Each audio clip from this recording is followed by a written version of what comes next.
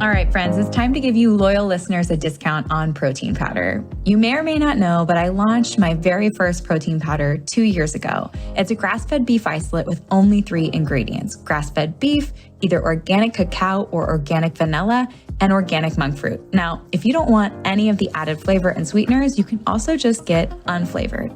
And no matter what flavor you choose, you're getting over 23 grams of protein per scoop, which is going to keep you full and satisfied between meals. I love starting my day with a Fab4 smoothie and breaking my fast with that much protein. It makes a serious difference in my cravings and blood sugar balance the rest of the day, and I've seen it with my clients as well. Now, I never thought I'd own a product company, but when I got pregnant with Sebastian, I realized the majority of protein powders were chemically extracted or enzymatically extracted, and I wanted to use heat and water only. I wanted minimal ingredients because we don't need those emulsifiers, fillers, or added vitamins, minerals, and probiotics. All of those additions increase the chances that it's not going to work for your body, whether it be bloating, digestion issues. I just wanted pure, clean protein to keep you full and satisfied so you could build the most delicious Fab4 smoothie. And I have to say, I'm pretty proud of the flavor. If you take a look at our reviews on Amazon, you'll see 5-star reviews for flavor. And that is key, because if you don't love your Fab4 smoothie and you don't love drinking your protein powder, you're not going to do it. It won't become a habit, and it's consistency that outpaces everything. So if you're here and you're listening and you want to give our protein powder a try, use the code podcast5 for $5 off your order. And let me know if you love it. My favorite ways to apply this protein powder is in my Fab4 smoothie, making freezer fudge, making chocolate milk, making hot chocolate, and throwing the unflavored into all my kids' baked goods. So let me know how you use it. Let me know if you love it, and share this podcast deal with your friends.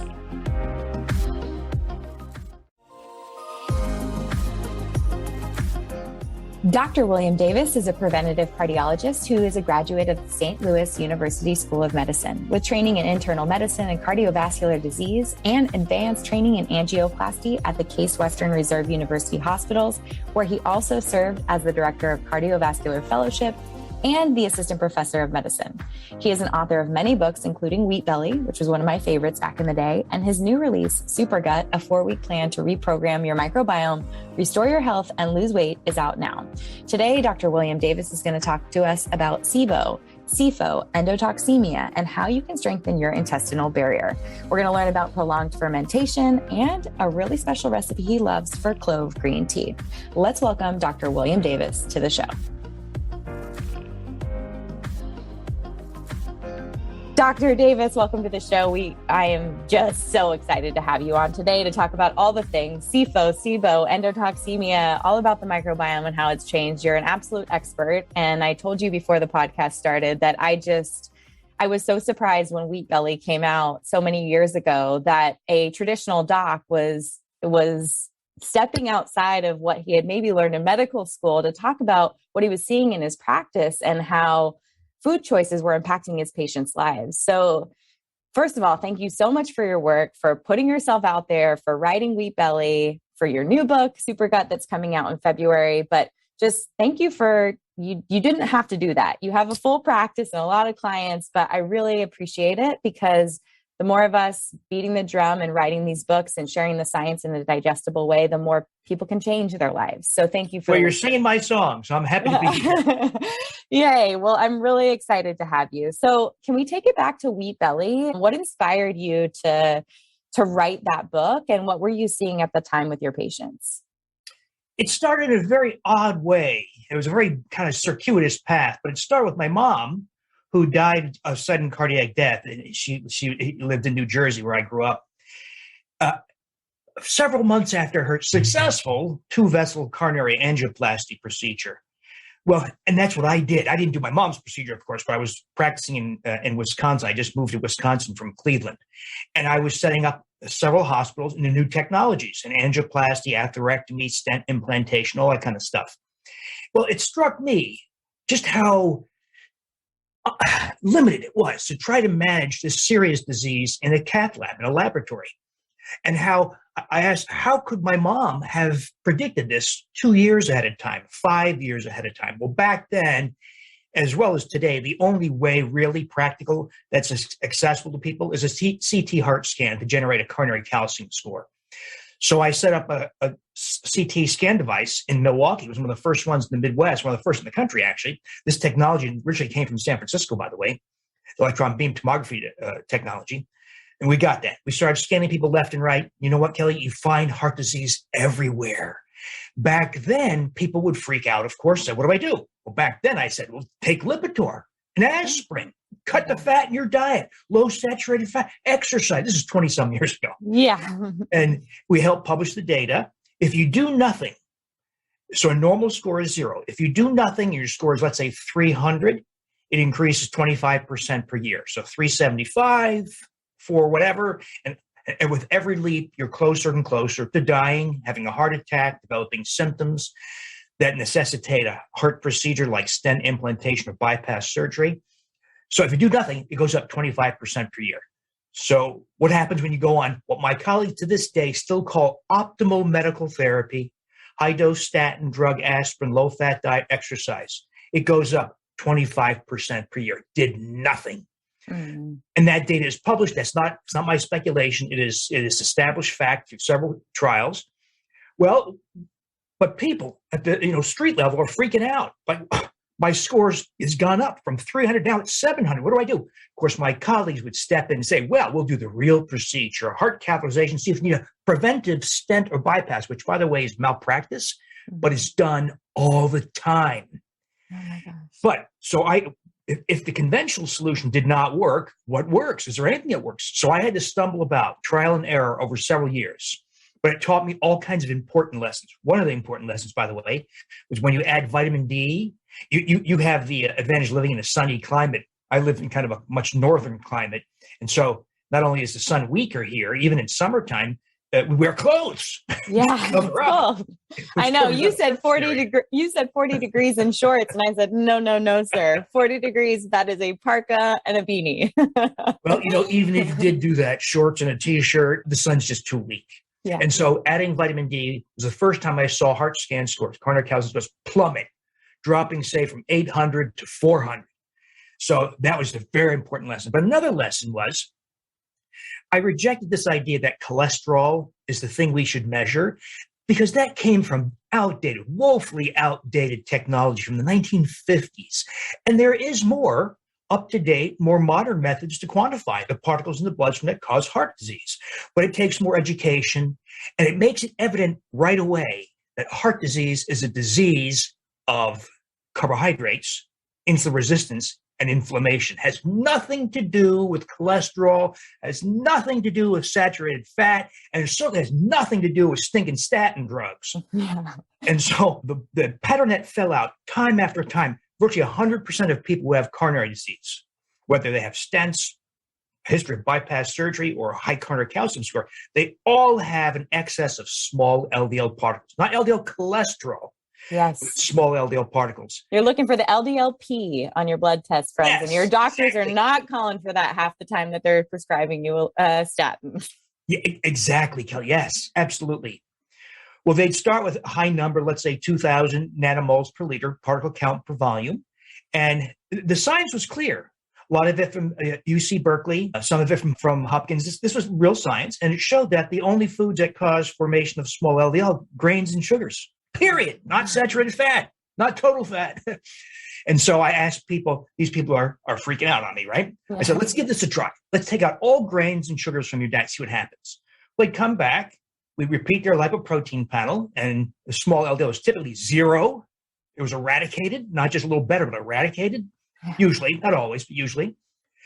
But they'd ask me things like, you didn't tell me I'd lose 48 pounds. Mm-hmm. You didn't tell me that I'd have to stop my insulin and metformin because my blood sugar got so low I was not going to be diabetic anymore. You didn't tell me that my rheumatoid arthritis would get so much better I could stop the biologic and the prednisone. Yeah. And so I did this for the purpose of coronary disease, small LDL particles, coronary calcium scores, only to stumble on something. Why would removing the food advocated by all government agencies, all doctors, all dietitians, why would removing it yield extravagant? And that's why I started to ask questions that led to the whole Wheat Belly project. Wow. I mean, it's just It's amazing, but it's those stories of your patients having radical healing and getting off medications and feeling 10, 20 years younger, able to like play with their kids and their grandkids and have this quality of life. Like the fact that so many people over the age of 65 have multiple conditions, diagnoses, and take 3 to 4 pills a day for preventable diseases is so frustrating for me. I mean, that's why I have this practice. That's why I have this podcast, is to bring people like you on who have and see these changes. I mean, I used your protocol with a heart disease client here in Orange County. It was one of my first 12 clients. Actually, I saw him. It was my dad. It was my friend's dad. And I saw him for free when I was first transitioning from cancer and genetics into nutrition. And it had the same thing happen. His cardiologist called me to talk about what I had put my friend's dad on, and I hadn't put him on anything. I had taken him off of all of his sandwiches and all of the grains and the rice, and just upped his fiber and gave him some healthy proteins. And it was as easy as that, but people try to reinvent the wheel and medicate as a Band-Aid. And you've shown in your practice and through your work that is, and through the actual studies, that doesn't need to be the case. So I love that. And I realize you did so much work on that. And if people want to go back and read Wheat Belly, if you have any cardiovascular issues, I definitely recommend that book. But it's for everyone, just to know and understand how grains affect our body. But you've made this departure, and your new book is Super Gut. But I also love that it's not really a departure, because we're a whole being, a whole person, and all of our organs are connected and sharing and chemicals and all kinds of things. So byproducts. How did you make this departure, and why Super Gut? What was coming up for you in the science and in your practice? Well, Kelly, as powerful as these strategies are that I articulated in the Wheat Belly books, and also a book called Undoctored that made a lot of friends with my colleagues, by the way. Yeah. But people did those things and had wonderful results, but not everybody had 100%. Mm-hmm. So people would say things like, I lost 47 pounds, but I have another 30 to go and I'm stuck. I'm plateaued. Or I have type 2 diabetes. I'm off the insulin. My hemoglobin A1C, despite getting off insulin, my hemoglobin A1C dropped from 11.7% down to 5.9%. So much better, but not perfect. It's not 5.0 or less.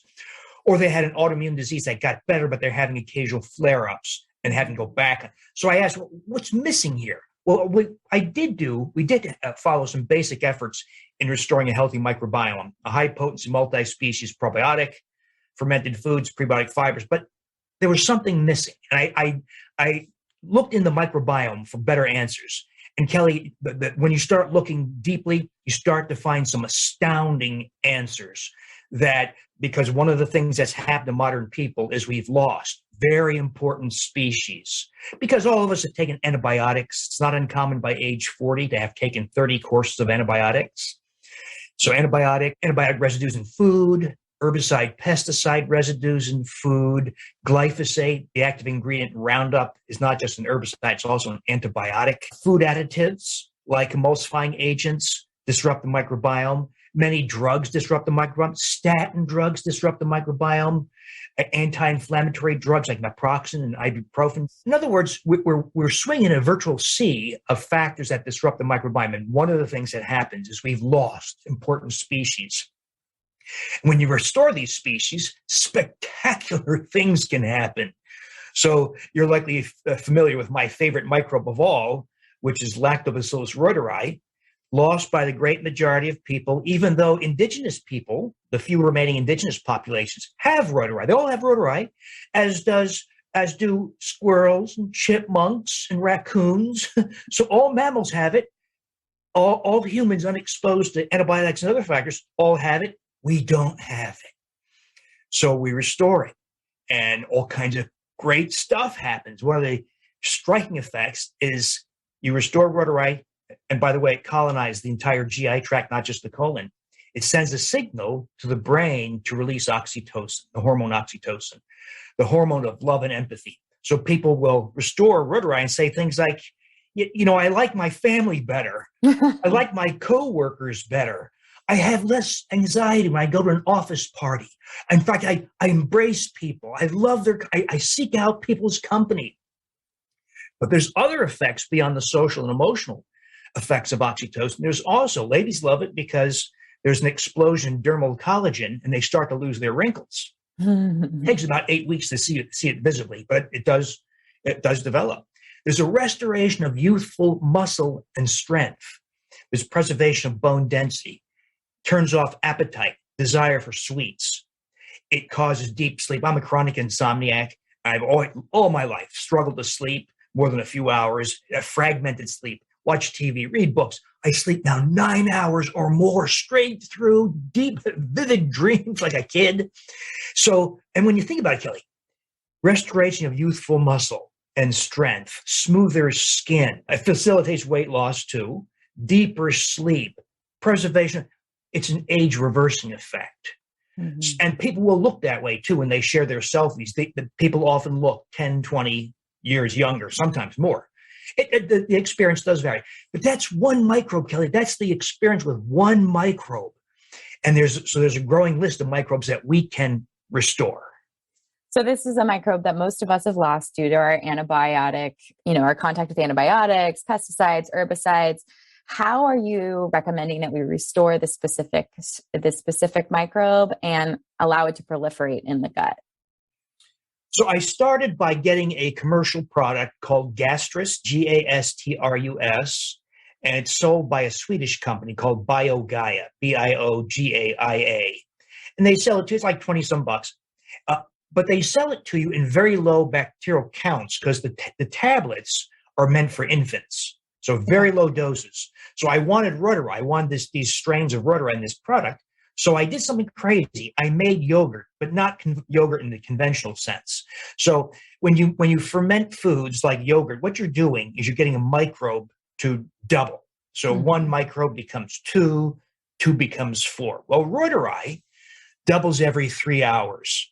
Commercial yogurt making, so the stuff you buy in the store, is fermented for 4 hours. So you can imagine if we did 4 hours, we'd get nothing. There's nothing, right? We start with we want billions and billions of microbes. If we start with a few million, you got almost nothing. But by the way, that's why yogurt manufacturers add things like gellan gums, xanthan gum, guar gum, carrageenan, and to thicken this thing that would be liquid if they didn't thicken it.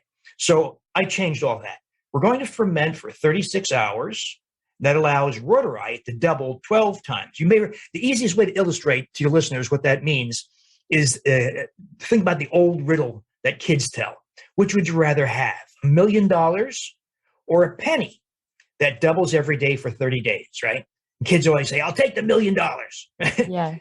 Not understanding that the penny, although it seems like it goes nowhere, 1 cent, 2 cents, 4 cents, 8 cents, by day 30 is over $5.5 million. But if you look at the curve of increase, the increase in money doesn't really get underway till about day 27, 28. Right. Same thing with bacterial doubling. Okay. If Reuteri doubles every 3 hours, you don't get the really big numbers until about hour 33. So if you're doing it for 4 hours in a factory, you ain't got nothing. Right. So we go 36 hours. We did a method called flow cytometry, which is a mechanized way of counting microbes. And we get about 250, 260 billion microbes per half cup serving. And those big numbers are a big part of the reason we're getting these really big results, outsized results. So it does require a device to keep. Reuteri likes human body temperature, which makes sense, right?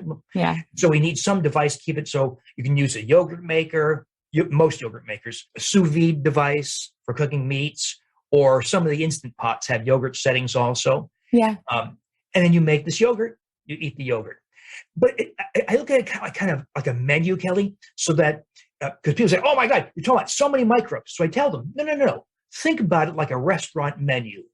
If you go to a restaurant and the waitress hands you a menu, you don't freak out and say, oh my God, I can't order all these appetizers and main dishes and desserts. You pick the ones you want. Same thing here. If you want smoother skin or be happier with your family, get Reuteri. Mm-hmm. If you want a baby to sleep through the night, have half as many bowel movements, and thereby half as many diaper changes, less fussing, less colic, and be healthier as an older child, less asthma, less irritable bowel syndrome, and having a higher IQ, restore Bifidobacterium infantis, specific strains of Bifidobacterium infantis. If you want to reduce arthritis pain in your knee or hips, get a strain of Bacillus coagulans. You can treat just like a menu, and you can also co-ferment yogurts also. If we're all making our own yogurt and we're keeping it at room temperature, kind of like in an Instapot on the yogurt setting, how often are you eating it and are you adding it to every meal? Is it just once a day? And how are we getting our hands on these different single strains or single microbes? It depends on what you're after. So one of the problems you run into with Realize, and I hope you have an adult audience. Yes, I do. Is that it also increases libido and erotic dreams. Okay. So, good times. So some people, I just had this every Wednesday night, I have a Zoom meet some of my followers. So typically 70 to 100 people show up. And I asked them, I had this incredible dream after I took a big walloping dose of Realize. I had this dream that I was in love with this woman, intense, and I could see her in vivid detail. And it was an imaginary woman. Yeah. By the way, I woke up and had those feelings persistent in the daytime, which was very unusual. Yeah. But I told my audience about this. I said, anybody else had that unique experience? And a bunch of them said, not that specifically, but I do have erotic dreams that also involve love and affection. And several of them said, so I've cut back on my Realize yogurt intake to every second or third day because I find my libido is a little bit too much. So, like, you're just multiplying not only microbes, but oxytocin off the charts in the brain, having these erotic dreams. People are like, what is this life? But the only undesirable effect I've stumbled across. So in other studies, oxytocin administered by other means there's never been any side effect except the rare occurrence of aggression in children with autism. That's it. Okay. But the only adverse effect beyond amping up your libido is you cry more at movies. Yeah. Isn't that something? I mean, I think it's more, you're just feeling more. You're getting those like oxytocin, like you said, the love and reward hormone. I mean, I'm a breastfeeding mom right now, and I'm in that stage of my life where I have a 3-year-old and a 1-year-old, and I went from being pregnant to breastfeeding, to being pregnant, to breastfeeding, and I'll probably get pregnant and breastfeed again. So I'm on that oxytocin roller coaster right now. I know how great it feels. I didn't answer your question of where to get these microbes. Yes, where do we get them? So I do show in the book where to get them. And one thing we have to do is pay attention to strain. It's kind of tedious. There's a species, but there's also strains of species. So my favorite example is E. coli. So your listeners have E. coli. I've got E. coli. We all have E. coli. But what if you ate romaine lettuce contaminated by cow manure from the Central Valley of California? You can contaminated by cow manure. You can die of E. coli. Right. So same species, different strain. So when we want specific effects, we do have to pay attention to strain. But I'll tell you that my emerging experience, I know a lot of probiotic manufacturers. Oddly, I think because of the dairy industry, they're concentrated in Wisconsin. Literally an hour drive. Several of the world's largest manufacturers are within an hour drive of my house, which is kind of crazy. And so I have access to all kinds of strains of Realize specifically because I know the BioGaia strains work. I believe I have a strain that's more effective, but it's not available at the retail level yet. Okay. But that'll come in time. Okay. And that one gives really big effects. So I think it's not, in this one case, strain may not be that important. Okay, great. Well, my fear always with making yogurt and my own fermented foods is that something's going to explode in my kitchen, or I'm going to cause GI disasters in my children. So I'm going to follow your recipe in the book, but I'd like to circle back because we're talking about basically introducing a strain of a microbe back into the gut that we should have that causes all these wonderful benefits. But there's so much going on in the gut right now. We have a lot of dysbiosis, and we have a lot of new diagnoses. Before the podcast started, we were talking a little bit about SIBO and CIFO. These were were diagnoses when I worked with functional MDs about a decade ago that maybe I'd get 1 or 2 a year. And now I feel like they're coming in floods. It's everywhere. And so can we talk about some of these diagnoses that are happening in the gut, what they are and what's happening? And I also like to touch on endotoxemia, if you wouldn't mind too. So Absolutely. Okay. So important. So let's teach. I'll let you be the teacher, Dr. Davis. Well, I was guilty of thinking that SIBO, small intestinal bacterial overgrowth, and CIFO were rare. I used to think, oh, no. Yeah, we all have dysbiosis, disrupted species composition in the colon. And I thought SIBO and CIFO were rare things. Well, the thing that really changed my opinion was this device here, the AIR device, AIRE, which measures hydrogen gas. And you can map out where bacteria, not fungi, but bacteria, you can map out where they are in the GI. And as you point out, Kelly, lo and behold, it's everywhere. Even if we conservatively estimate, given the numbers, 100 million people in this country alone have it. 1 in 3 Americans have it. And I think that's an underestimation. I think it's a dramatic underestimation, but even conservatively. So we're talking about one of the biggest epidemics ever in the history of mankind. Yeah. And now we have, people don't need to get this device to prove it, but it is one choice you have to confirm whether or not you've got SIBO or not. So you know that SIBO means that unhealthy microbes like E. coli, Salmonella, Klebsiella, and these are stool microbes. And they're supposed to stay in the colon for the most part, but they've proliferated, outmuscled, outnumbered the healthy species, and then ascended up into the 24 feet of small bowel, ileum, jejunum, duodenum, stomach. And what's remarkable about that is now you have trillions of microbes inhabiting all 30 feet of the GI tract. The colon has a very thick 2-layer mucus barrier because that's where microbes are supposed to be. But the small bowel has a much more fragile, thin, single-layer mucus barrier.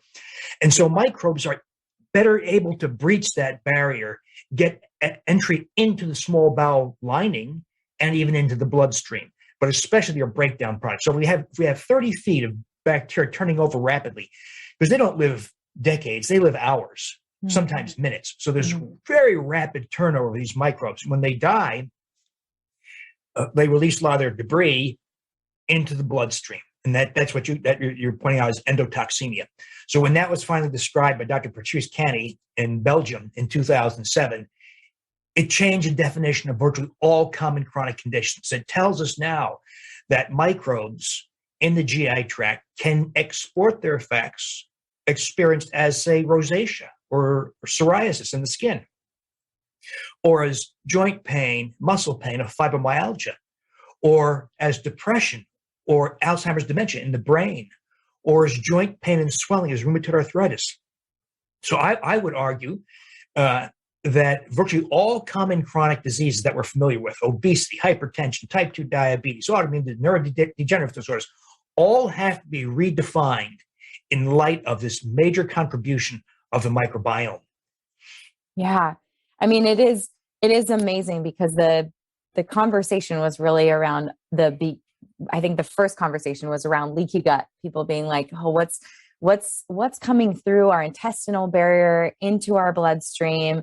We're having, antibody reactions to that or immune reactions to that. But now there's this layer that you're talking about, that it's not just the food that we're eating that's seeping through our epithelial lining. It's not just the mucus breakdown and the intestinal permeability that's there, but it's now that these microbes and their byproducts are seeping into our bloodstream, and it's an even added layer of the body's response to that in the form of the side effects you just mentioned, whether it's psoriasis or rheumatoid arthritis. So it sounds like we have a lot going on. We have bacteria and fungus in the small intestines where we don't want it in SIBO and CIFO. We have intestinal permeability issues or leaky gut, the breakdown of the mucus layer, or maybe because it's in the small intestines, the mucus layer isn't as thick, like you mentioned, and these byproducts or toxins and our food, everything seeping into our bloodstream and causing an issue. So that feels really overwhelming for the listener, I'm sure, because you're like, wow, I try my best to eat clean and be active, but I could still have all these other side effects. And you saw it with your patients.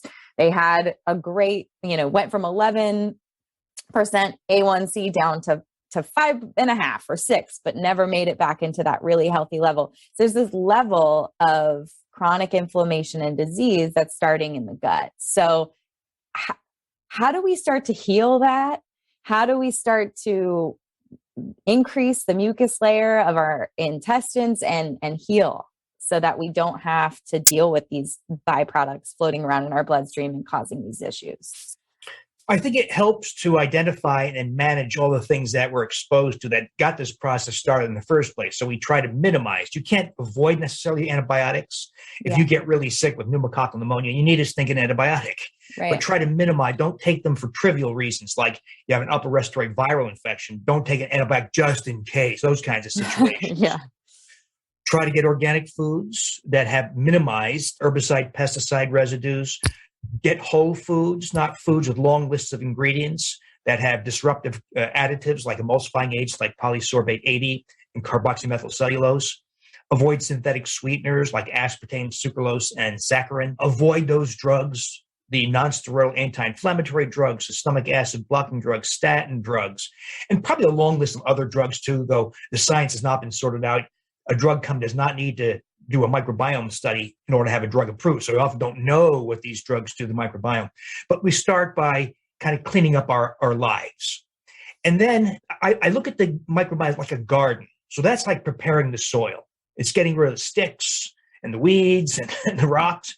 Now we're going to plant some seeds. The best seeds by far are fermented foods. And that the best science just came out recently from the Sonnenbergs at Stanford. Love them. They just published a very important paper that showed frequent consumption of fermented foods, whether it's kefir or kimchi or kombucha or veggies you ferment. It's a virtually no-cost process, reestablishes the better organisms, better species. And what's curious about their study is that the species that emerged from that experience were not the species that came from the fermented food. So it's not quite clear how that happens, but fermented foods, hands down, are the best things you can do. Probiotics are kind of helpful. Unfortunately, the current crop of commercial probiotics were not crafted in the smartest way. They're kind of haphazard collections of species, strain often not specified, by the way. So they're getting better. My favorite, and I have no reason to tell anybody this, I have no relationship with the company, is Symbiotic 365, because it has several keystone species. That is, species that help other species. It's like plankton in the ocean that supports whales and jellyfish. Without plankton, you got no whales and jellyfish. So having keystone species restored, it's got keystone species of Rotari, Gasseri, and some others. And then, of course, feeding yourself things that nourish microbes, prebiotic fibers, polysaccharides, polyphenols. These are things in vegetables, onions, alliums, garlic, inulin powder as a convenience, legumes, root vegetables, and those are important too. But it's not enough. Of course, as you know, if you have SIBO or CIFO, fungal overgrowth too, doing all those things probably won't undo the mess that most of us have created in our GI tracts. And so, unfortunately, as you know, if you go to John Q Primary Care or even the gastroenterologist, they say, there's no such thing. Or there's nothing wrong with you. Or I didn't see anything in the scope, so there's nothing wrong with you. Or did you consult Dr. Google again? Right? Yeah. Or they'll just bucket it and say, oh, you're constipated or you have diarrhea. That's just IBS. And just, either take some Miralax if you're constipated, and here's like a pamphlet on how you can eat whole grains to balance your body. Yeah. Which is tragic. It's tragic. Because not only does it leave you with, let's say, bloating, diarrhea, or some food intolerance like FODMAPs or nightshades, it also means you're going to experience the long-term consequences of uncorrected SIBO, which can include neurodegenerative disorders like dementia and Parkinson's disease and diverticular disease, which is a disaster, colon cancer, autoimmune. So in other words, if you bury your head in the sand or someone fails to take action, it can lead to long-term, real serious trouble. So one thing you can do, of course, is test with the AIR device. You don't have to, of course. You know that you can look for what I call telltale signs of SIBO and CIFO, such as fat malabsorption in the toilet, fat droplets in the toilet, skin rashes that don't respond to steroid creams like eczema in particular is a really good sign for fungal overgrowth.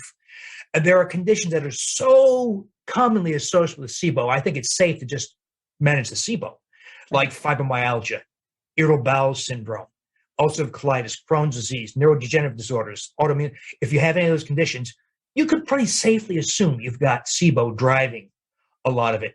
Now, if you do have a smart gastroenterologist, one who's well informed, he'll give you a prescription for rifaximin, which has about 40 to 60% effectiveness, and they almost never tell you how you got it, how to prevent recurrences, which are very common.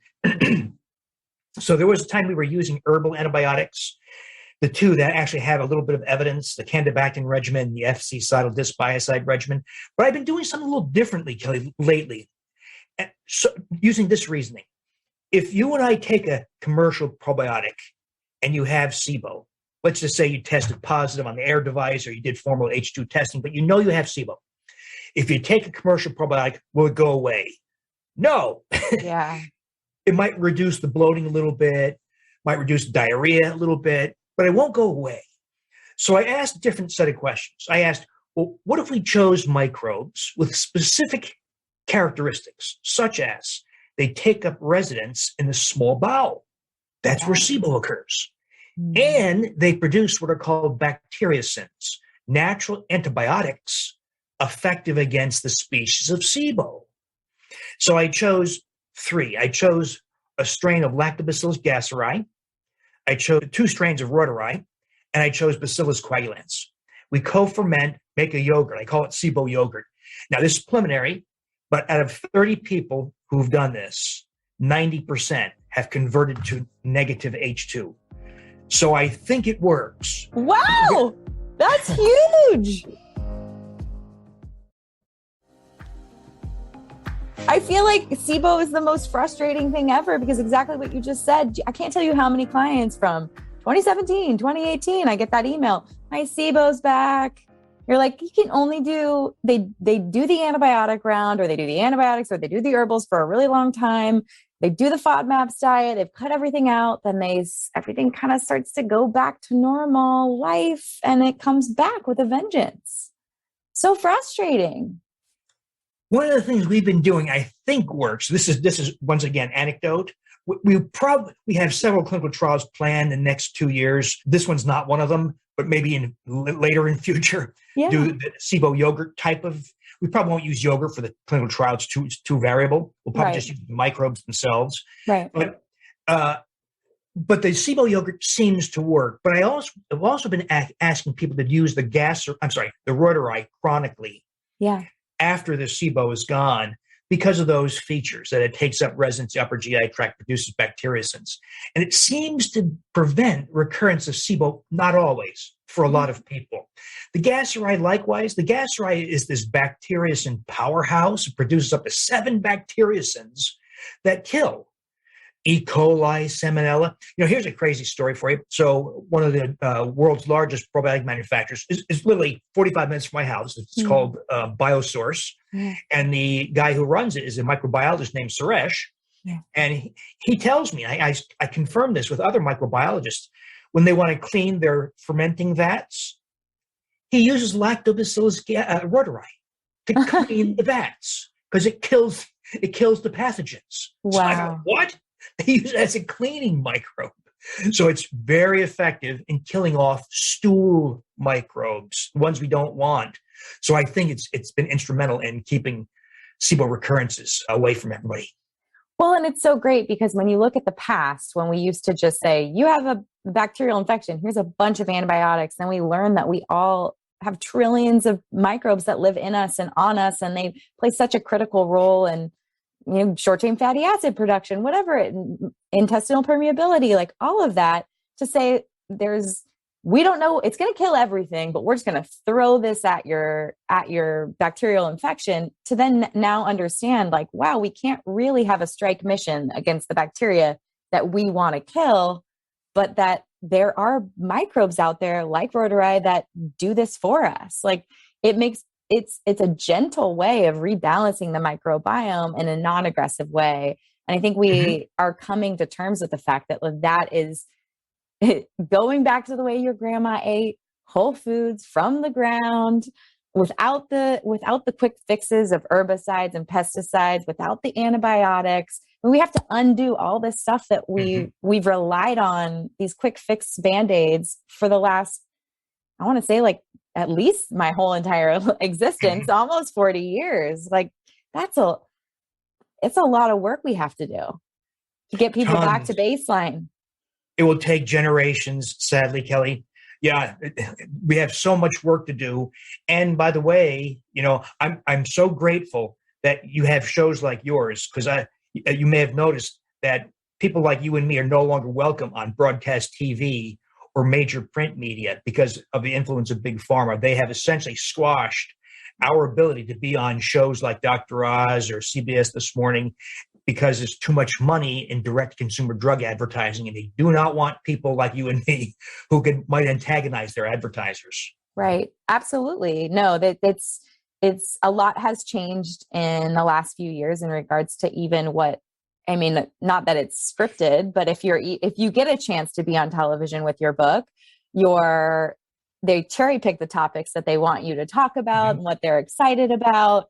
And it's unfortunate that people have to dig for science nowadays and really have people they trust like you. I mean, the fact that you do a Wednesday call, I'm going to link to all this in the show notes so that people can buy your books, get the air device, look into the microbes that they need for their family, learn how to make your prolonged fermentation yogurt, and maybe jump on board your Wednesday call, because this is the way that people get information to change their families' lives. And there are people, like you said, 1 in 3, probably more, sitting out there with SIBO or CIFO that have been misdiagnosed, that are dealing with that breakdown internally, and we need to prevent it, or at least fight back with SIBO yogurt or something, because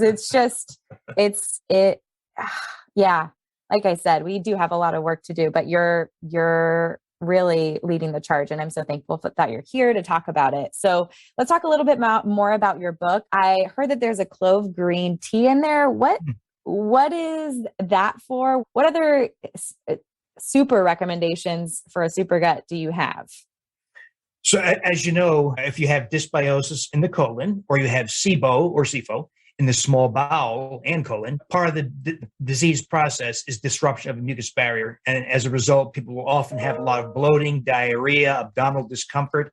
And so one of the ways to accelerate healing and recovery is to ingest things that strengthen the mucus barrier. We don't think about mucus too often, except maybe when you have an upper respiratory illness and you cough it up. Yeah. But just using plain, simple reasoning, Kelly. So the eugenol of clove, which is a terpene, has been shown to increase the thickness of the mucus barrier dramatically. The catechins of green tea, epigallocatechin and others, have been shown to cross-link the proteins, the mucin proteins in mucus, converting mucus from a semi-liquid to a semi-gel, so much more sturdy, much more strong. And then lastly, we throw in some FOS, fructooligosaccharides prebiotic fiber, because it cultivates Akkermansia mucinophila, which is a keystone species that helps rebuild your mucus barrier and supports other species. So we make a tea out of it. A tablespoon of cloves, whole cloves, bring it to a boil, let it simmer maybe 10 minutes or so, put a green tea bag in it or two. Trader Joe's has an excellent one, by the way, because it has a high quantity of green tea catechins. Not all green tea has a lot of green tea catechins. You can use matcha also. Okay. And then a teaspoon or so of FOS. You have to pour it through a strainer, and you sip it. And it is spectacularly healing. It's immediate for a lot of people. And I had some really interesting experiences. I had one person who told me for years he had this dialogue in his head saying, "You're incompetent. You don't know what you're doing. You don't belong here." That kind of self-doubt dialogue with himself. He drank the tea. It stopped immediately. Well, that's not proof. So he's drinking, thinking, wow. And holidays come, he forgets to drink the tea. All the self-doubt comes back. He drinks the tea again. It goes away. When you have on again, off again, it's pretty good evidence of a cause-effect association. So I've seen some really cool things happen with this clove green tea that are virtually immediate or very fast acting. I know, I love that because it really, all the ways that we can increase this mucus barrier. And I'd love for you to explain the thickness of the mucus barrier. I know you said that it's twice as thick in the colon, but what other things we can do to thicken that mucus barrier and prevent intestinal permeability? Because like you said, if everything's in there, whether it's CIFO or SIBO or microbes that are giving off byproducts that could end up in our bloodstream and cause these issues, what we can do is really important to me, and sharing that with our audience. Like you said, adding fermented foods, making a yogurt, making this tea, that's the kind of stuff that our listeners can take away and start using immediately, like you said, for immediate results. Well, just bringing back healthy microbes, that helps a ton. Because those healthy microbes, when you feed them with the prebiotic fibers, polysaccharides like those in mushrooms, the polyphenols in brightly colored vegetables and fruits, all those things nourish the good guys like Akkermansia and Faecalibacterium. And so they produce metabolites that help the intestinal barrier heal. So for instance, if you get legumes, the galacto-oligosaccharide prebiotic fiber in legumes like white beans and black beans and chickpeas and lentils, that causes yeah, as you know, these names, you and I don't make I'm so surprised that you can just, I mean, this is your science, but you are just, yeah, all the microbe names.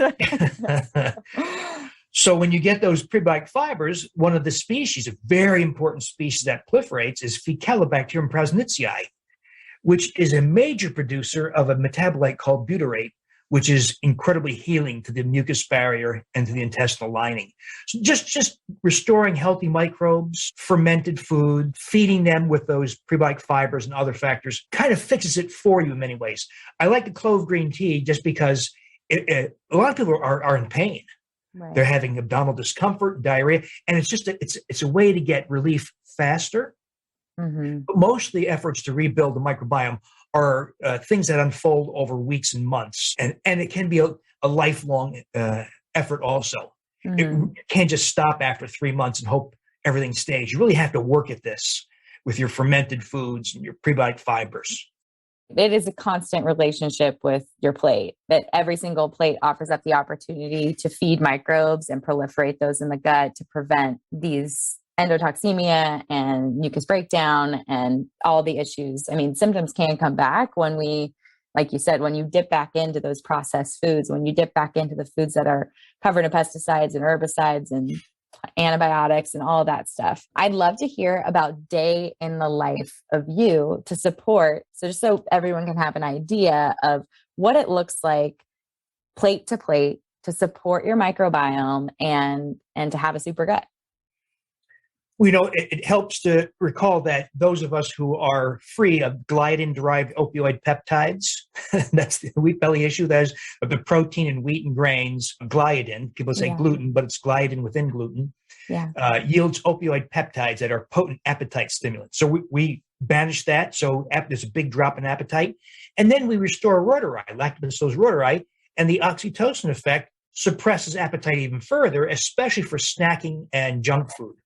And so most of us fall into a habit of eating only occasionally, such as maybe a large meal at 11 a.m., a small meal at 3 or 4, and that's it. Yeah. And this is not push the plate away. Oh, I'm going to be, intermittently fasting or time restricted eating. It's just a natural pattern a lot of us fall into. So it means for me, I'll have eggs and sausage with some source. I try to include both the fermented food and a source of prebiotic fiber in every meal. Because, if people say, oh, it's too much. But, if you make it a habit, if you make sure there's some green peas around or some lentils in your soup or some black beans or 2 teaspoons of inulin in your coffee, or if you make it a habit, it becomes just effortless. Yeah. And so dinner is stir fry or something like that, but make sure there's some shallots or garlic or onions, asparagus. So it's really not that tough. But I try to include one of those fermented yogurts every day also. And by the way, a lot of people try to avoid dairy. You can make these things without dairy. Coconut milk is an easy way, but there's several additional steps you have to follow to use coconut milk. We use guar gum to thicken it and prevent separation. Because if you don't, the fat will separate and it's not very tasty. You can also ferment with these microbes. You can also ferment other things. A very forgiving medium is hummus. Very easy to ferment. I've got some Bacillus subtilis fermenting in hummus on my kitchen counter. Another one people might like is Saccharomyces boulardii cider. Very easy. I use the branded product Floristore, but you can buy it at the Walgreens or something. Take a capsule, pour it into apple cider. Now, it has to be apple cider, not apple juice. Apple cider that has no preservatives, so no potassium benzoate or any of that stuff, just plain apples. Okay. Pour a capsule into any volume of apple cider. Try to keep it easier for you because you're in a warm climate, tough for us because it's always cold here. So I put it in my oven, turn the oven on briefly, 45 seconds, every 4 to 6 hours, or turn the oven light on. You just want somewhere around 80 degrees Fahrenheit. And in 48 hours, you've got this effervescent, delicious, tastes like apple soda. I love it. And the fermentation process cuts the sugar by over half, so it's no longer very sugary. We drink a quarter cup a couple times a day, and you get all the benefits of Saccharomyces boulardii. When you buy the Floristore product, there's something like, I think, 6.5 billion, something like that, microbes per capsule. We're going to get more like 40 billion per quarter cup serving. And so what we're doing here is we're magnifying the benefits. In this case, helps bring bacterial strains back in line. It suppresses fungal overgrowth. I wouldn't use this as a treatment for CIFO, but it helps prevent recurrence. It can help it from occurring in the first place. So it's just a real easy, fun, tasty way to get Saccharomyces boulardii. This is great stuff. Do you feel like, how long did it take for you to feel comfortable fermenting your own foods? And when it comes to buying fermented foods, do you trust kombucha off the shelf or fermented sauerkraut from Whole Foods? Like, how does that play into your diet? When you're manufacturing things, you keep your fermentation time as short as possible. Right. Because, if you had a shoe factory and it took you a week to make a pair of shoes, you can't sell very many. But what if it only took 30 minutes? Where you're going to sell a ton more shoes, right? So the same process here. They will abbreviate fermentation time so as short as possible.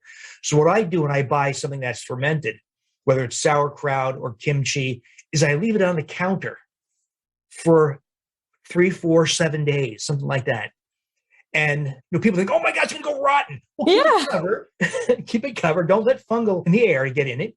And it does fine. And you increase the microbes that way. A lot of food fermentation can occur at room temperature as opposed to some of the microbes we use that enjoy human body temperature. Mm-hmm. So a lot of these things can ferment right on your kitchen counter. And so I had kimchi. I have a batch now. I left it on my counter for a month. It was fine. Wow. Wow. Okay. Well, I think I'm going to start with the yogurt and maybe leaving a bag of my favorite farmhouse kraut or wild brine kraut on the counter and just give it a little extra time to ferment. But those are the easy ways that I add those things into even my toddlers. Since you're a mom, can I tell you about Bifidobacterium infantis? Please. Because my children do have eczema too, which is something we've had to work through, and fermented foods have really helped with that. And they can't do dairy or egg, but we're hoping to eventually bring that back. We'll see. Well, there's a very interesting collection of experiences from UC Davis in Sacramento. Mm-hmm. And so they explored this one strain of infantis, Bifidobacterium infantis EVC001, which is available commercially as a product called Evivo, EVIVO. I have no relationship with the company, just a cool product. Right. Once again, these effects may apply to other species or strains of infantis, but we don't know that. So you go with the strain that has these effects. Well, it's become clear that 90% of newborns don't have this very important keystone species because, as you know, babies are given antibiotics at time of birth to prevent beta streptococcal infection. Mom is given antibiotics even with a vaginal birth, especially if there's an episiotomy. So everybody gets antibiotics in the hospital for birth. So, and mom may not have that microbe to pass on to the child, even if it's delivered vaginally, even if mom breastfeeds, she might not have it herself. And so the UC Davis people published data to show that restoration of this microbe, not carried by 90% of children, causes babies to be much more likely to sleep through the night, take longer naps, cut average number of bowel movements per day from 4 to 2, so fewer diaper changes, less colic, less fussiness, and then as bigger kids, less asthma, less type 1 diabetes, less autoimmune disease, less IBS, and higher IQs. Wow. So they tell you, the company, Avivo, says, all right, take some of the probiotic, express some breast milk, feed it to the child. And what that does, by the way, is when you restore infantis to the baby, it dominates their microbiome. Like 90% of all species are infantis in a newborn and for the first few months. And infantis allows the infant to digest milk oligosaccharides, human milk oligosaccharides, which, by the way, are not present in formula. So it's a curious situation, Kelly, where humans produce this human milk oligosaccharide for the infant, but the infant can't digest it unless it has infantis. So but I that's what their science tells us. But I say, go even one step better. Get infantis, make yogurt out of it like we do, dairy or non-dairy, get these super high counts, and mom consumes it while she's pregnant. Thereby, mom populates her GI tract and the vaginal canal, birth canal, and breast milk, and she gives it to the baby at birth and afterwards with contact, breastfeeding, etc. You can still give the baby the probiotic, but mom is giving the baby right from the start in the context of her broader microbiome. So I think it's a better way to do it that way.